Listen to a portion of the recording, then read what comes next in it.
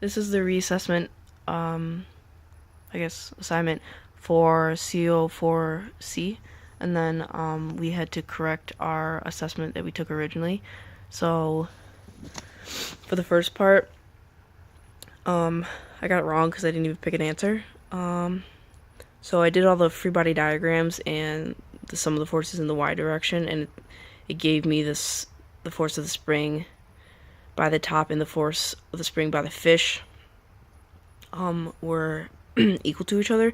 So I knew that the answer, I guess, for the springs, the readings on the scales were going to be 16 each, but I didn't exactly see that answer on there, and I was running out of time, so I didn't really pick one. And then looking back at it now, I picked number B because the sum of the two readings had to be 32, because 16 plus 16 is 32, and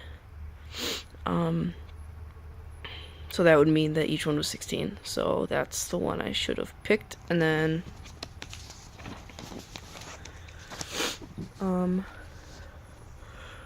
this question I didn't even get to. But it asked you two identical springs with spring constant 50 newton meters support a 5 newton weight as the picture below. How much has spring A been stretched from its original length? So my coordinate system is up and to the right is positive. It tells you the weight is 5 newtons and the spring constant is 50. So my free body diagram, if you can see it, so the free body diagram, that's the weight, or the box right there, with the mass, and the tensions for the springs go diagonally out from the boxes from each side. So those are the forces of the springs, and then the weight goes directly down, which is mg, and that told you it was 5 newtons. So it told you the degree between the, I guess, the mass and the springs from the inside is 30 degrees. So if you make that a right angle from the top of the box, then the inside of the triangles for the force body diagram has to be 60 newtons.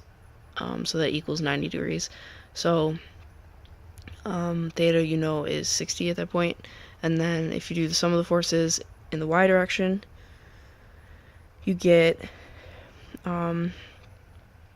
it's the component of force spring A and the component of force spring B and then mg. So A and B components are positive and mg is negative. So force of the spring A times the sine of 60 degrees plus force of spring B times sine of 60 minus mg equals 0, and it's 0 because it's not accelerating or moving at that point. So then force A and B are going to be exactly the same because they're two identical springs. So I just changed it to F at that point. So 2F sine 60 and then minus mg, which we were given as 5. So the force of the spring, if you solve for it, equals 2.89 newtons. And then it asks you to find the stretch from its original length for spring A.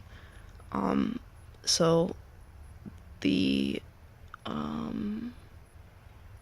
formula for the force of the spring is equal to the spring constant times change in length from its original, and so I just use this change in L. So then the force of the spring we just found was 2.89, and then it gives you the spring constant of 50. So change in L or change in X you can solve for, and then originally it